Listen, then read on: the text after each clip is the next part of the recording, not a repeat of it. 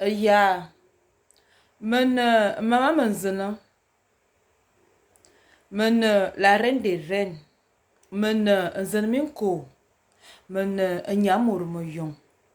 Ma ve mikukwe miam abora akana yon kobe bavema. Ya. Coucou famille Mbolani. Ma ve mino Mbolani. Mina besse. À vous tous.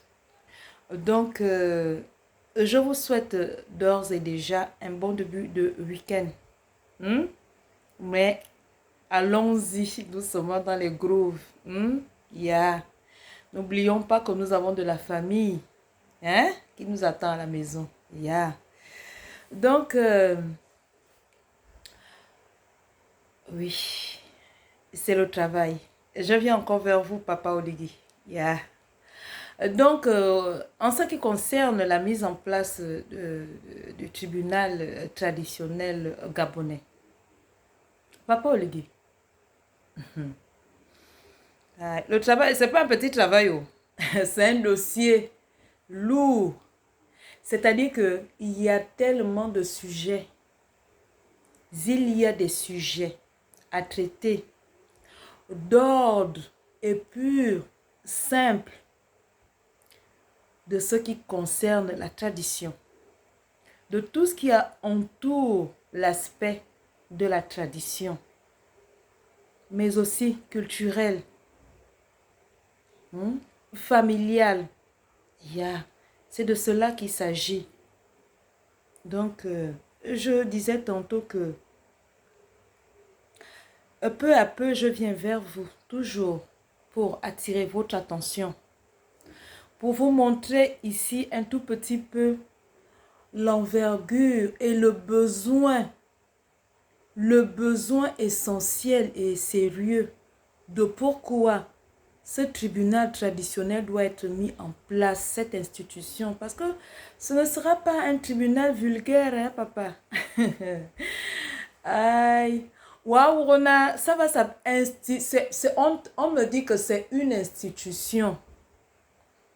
Tribunal traditionnel gabonais.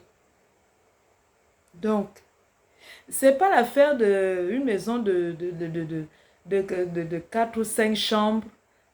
Bon, pas chambre, excusez-moi. De 6 ou 7 pièces. D'une grande salle de réunion. Et... Non, non, non, non, non, papa. Il y a du travail. Et comme maman, moi, je reste concentrée dans mon domaine, dans mon travail, comme vous d'ailleurs.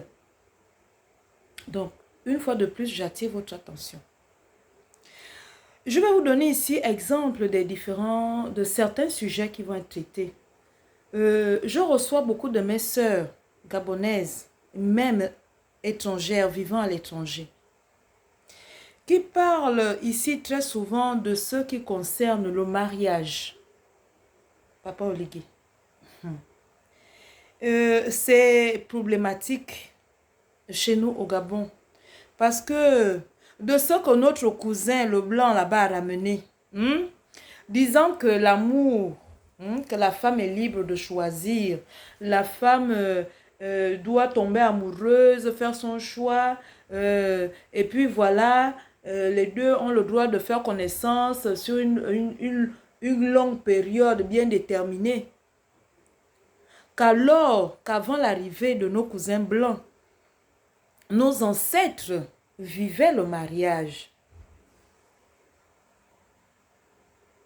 Moi, par exemple, je vais vous prendre mon cas. Ma grand-mère, elle est venue en mariage. Elle avait 9 ans.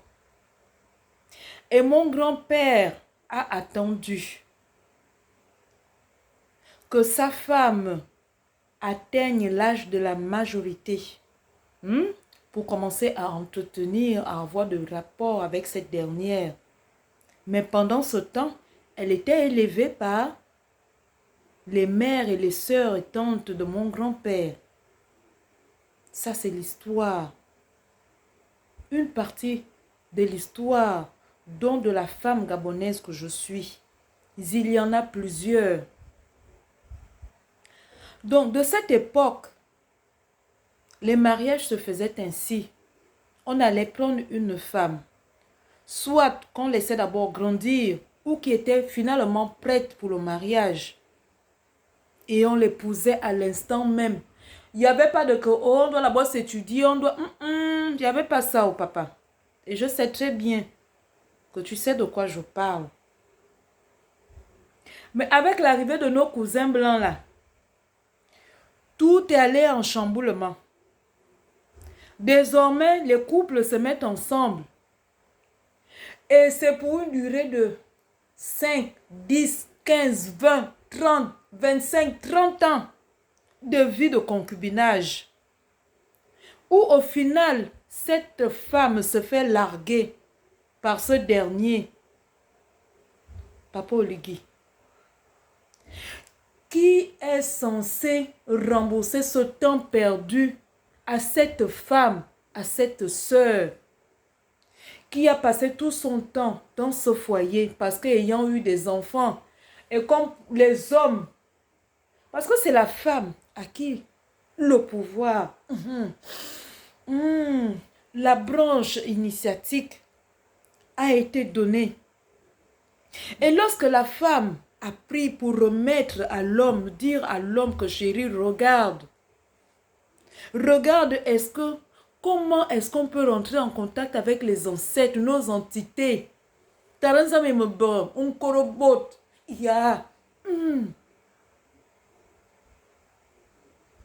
les hommes ont eu le pouvoir entre leurs mains, Papa Oligui, quand vous avez eu le pouvoir, je ne parle pas de vous, mais je parle de ceux-là qui sont irresponsables. Quand ils ont eu le pouvoir dans leurs mains, ils ont fait de la femme une serpillière. Ils ont fait de la femme un outil qu'on peut utiliser et laisser abandonner à sa guise lorsque ce dernier est satisfait. Lorsque ce dernier est rentré en possession au final de ce que cette femme de valeur vaut. Papa Oligui, cette femme, lorsqu'elle sort de ce mariage délaissé, abandonnée, humiliée même, parce que pour certaines, elles sont humiliées par leur belle famille. Les enfants pleurent, poussent des cris, se lamentent et reconnaissent la valeur de leur mère. Même cette belle famille reconnaît la valeur de cette femme, du travail qu'elle a accompli dans leur famille. Mais malheureusement, de ce que l'homme a pris le pouvoir, l'autorité sur la femme, chose qui n'est pas mauvaise, mais qui doit être fait dans l'art de ce qui est la répartition, de ce qui est le respect qu'on doit accorder à la femme. L'homme a abusé. L'homme abuse de son pouvoir, de l'autorité qui lui est donnée sur la femme. La femme a tellement subi et subit encore des vices, de l'atrocité, de manque de respect, de la non-reconnaissance de ce qui est sa valeur, de cette contribution qu'elle apporte dans son foyer, au sein de sa famille, au sein de sa belle famille. Alors la femme, aujourd'hui, de ce qui est recommandé par nos ancêtres, parce que lorsque je reçois certaines de mes sœurs et qu'elles me font part des difficultés, des épreuves qu'elles ont eu à traverser et qu'elles traversent encore pour certaines, Papa Oligui, je prends ces sujets-là et je les mets en prière. Alors de cette prière, il y a un retour. C'est ce retour qui fait que la demande de la mise en place du tribunal traditionnel gabonais soit faite. Parce qu'il y a des sujets et des sujets à traiter.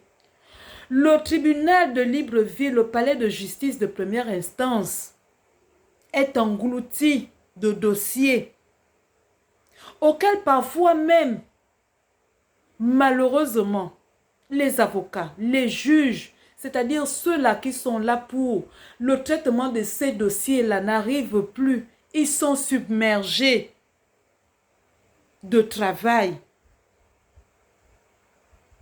alors il va falloir scinder. Scinder de ce qui est du palais de justice et de ce qui sera la mise en place du tribunal traditionnel gabonais, c'est-à-dire des cas, des dossiers, de sujets.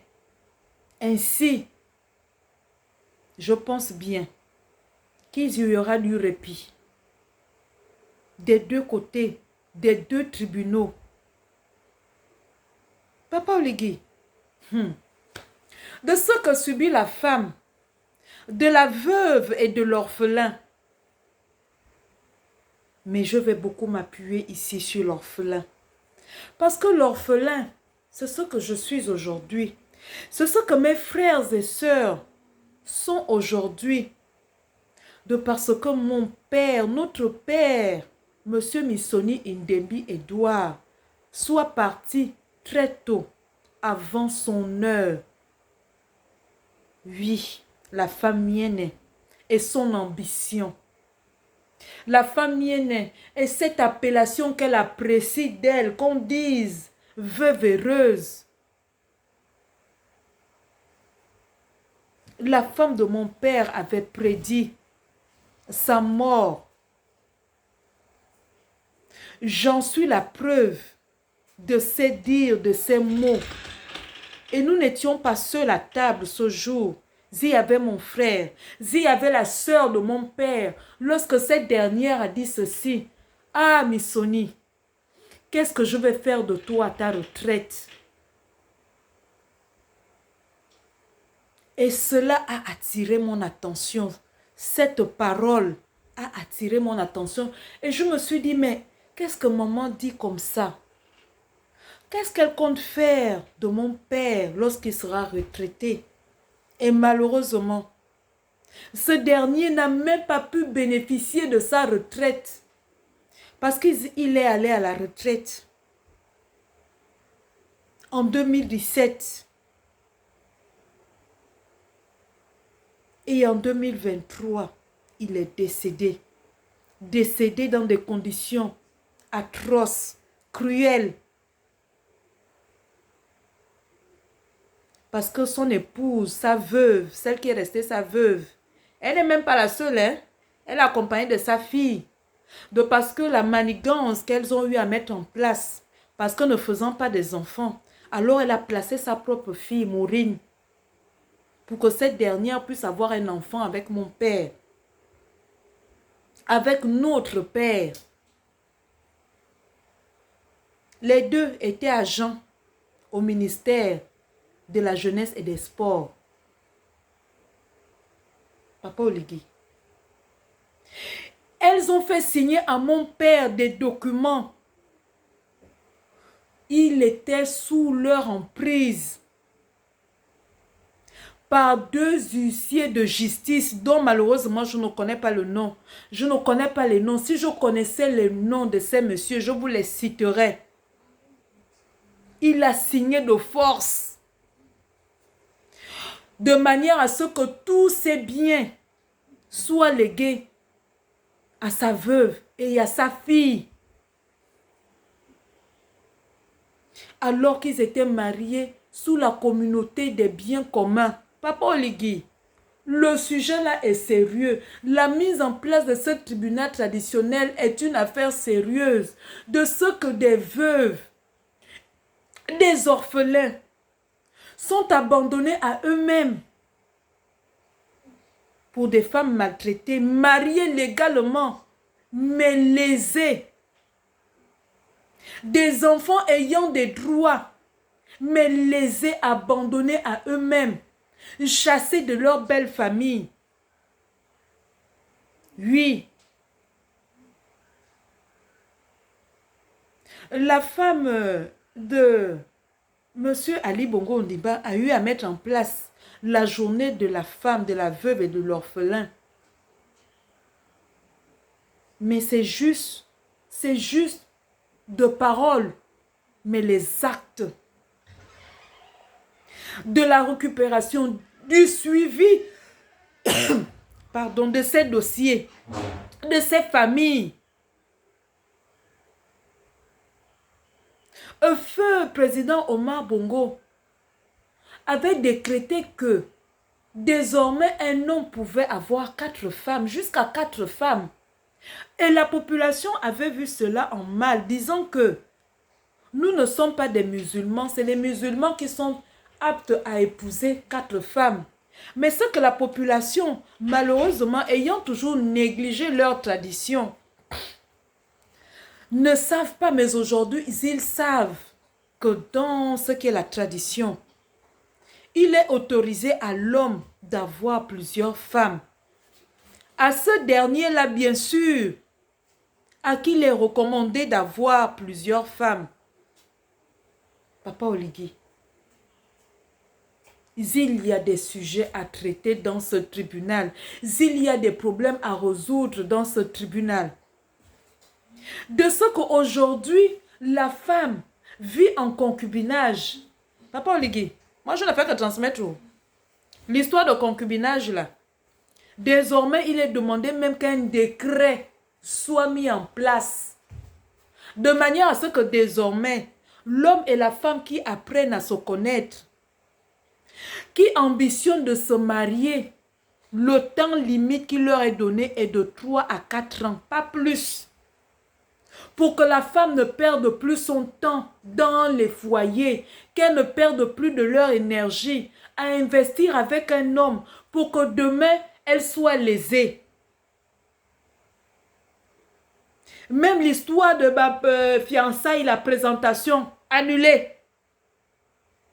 Parce que désormais, de ce qui se faisait autrefois, c'est le cococo qu'on connaît. C'est-à-dire, une femme a le droit d'amener, présenter à ses parents que voici l'homme avec qui j'ambitionne de me marier. Alors, on fait juste un mouvement de symbole pour que cet homme-là aille chez cette dernière de manière libre pour ne plus se cacher. Les fiançailles, là, c'est une perte de temps. Parce que cet argent qui est déboursé pour l'organisation des fiançailles, oui, il y a des fiançailles. Et puis après, quelle est la suite? Vous passez 5 ans, 10 ans, 15 ans. Après, bouf, c'est la cassure. Alors, quelle est la place des fiançailles qui ne sont même pas reconnues au niveau du tribunal, qui n'a aucune valeur aux yeux de la loi?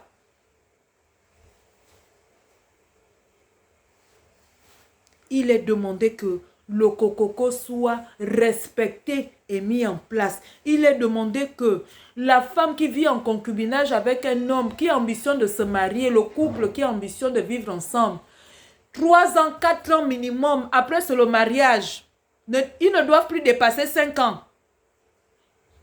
Parce que les ancêtres estiment qu'au bout de 3 ans, 2 ans, même à partir de 2 ans, un couple se connaît déjà. Ils se connaissent les défauts et les qualités des uns et des autres. Papa Oligui, il y a des sujets. Il y a des sujets. Et c'est pour cela que ma mère, à l'époque, lorsqu'elle était en mariage, et que notre père l'a fait subir, elle a décidé de partir de ce mariage. Elle a décidé de nous élever seuls. Et elle a investi. Et un jour, elle nous a dit ceci, mes filles, regardez tout ce travail que j'ai accompli.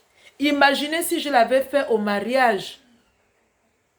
On aurait dit, ma belle famille aurait dit que c'est leur fils qui a accompli tout ce travail-là. Alors que c'est nous. Les femmes sont des femmes braves, valeureuses, courageuses, que l'homme doit désormais respecter. Plus question de se faire utiliser. Et puis pour être jeté. Papa Oligui, voici des sujets sérieux qui vont être traités dans ce tribunal. D'où je vous exhorte une fois de plus. J'attire votre attention. Toujours, papa. chacun de nous faisons son travail. Il y a abzimete mene nyamormoyon. Ma koyo ma seigne, ma koyo ma seigne. Au temple national, nous avons avorzam. On ne dort pas, on travaille. Abzimete. Ya.